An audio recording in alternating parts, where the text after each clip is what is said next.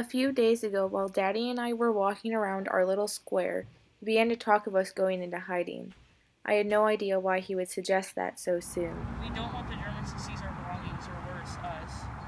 It's been almost 9 years since Hitler's made himself a part of our government, first as Chancellor, and then he made his own title of Führer just so that he could be president too. 2 years later, and his Gestapo are more important than our own law enforcement. Hitler began invading countries and never seemed to stop. I mean, just last month we started hearing of mass murders. The concentration camps have been around since '33, but we've never heard of anything like this before.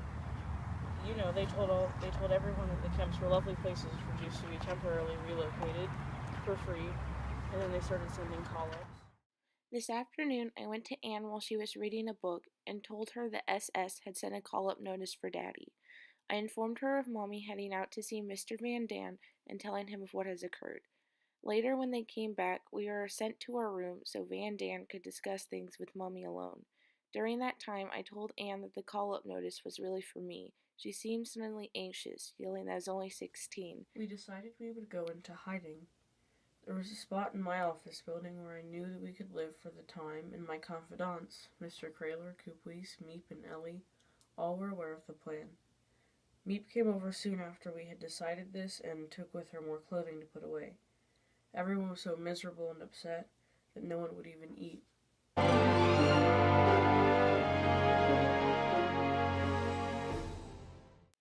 The next morning, we all put on multiple layers of clothing and packed satchels of personal belongings. I rode off with Meep on my bike to the annex, and Mom, Dad, and Aunt followed behind later by walking after leaving the house astray.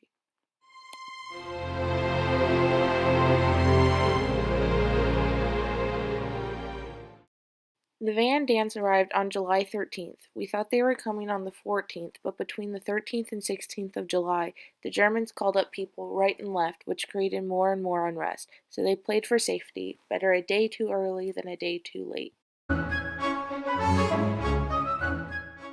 Dussel has arrived. All went well. I offered news of how the Germans will go door to door with a list and ask if there are any Jews in the house. If so, the whole family has to go. Anne mentioned that many nights she's seen rows of people being led by the Germans. She says she sees them being bullied and knocked around until they're almost falling over.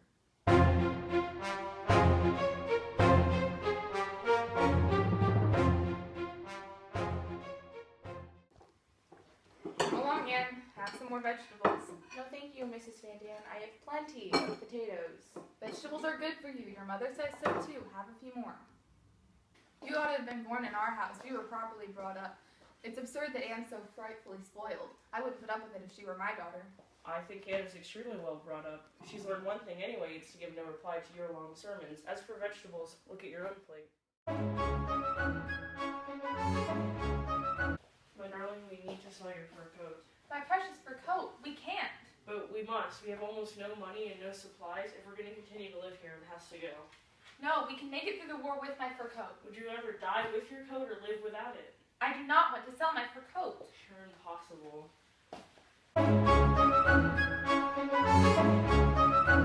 Hello, Anne. It's time to put that away. We have to say our prayers now. Where's Pim? No, I'm saying your prayers with you tonight. No, I always say my prayers with Pim. Well, he's busy. I can say your prayers with you tonight. Or I could say them alone.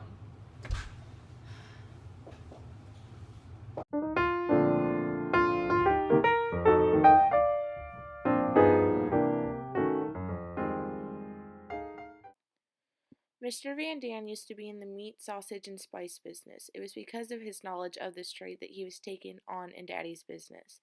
Now he is showing the sausagey side of himself, which for us is by no means disagreeable.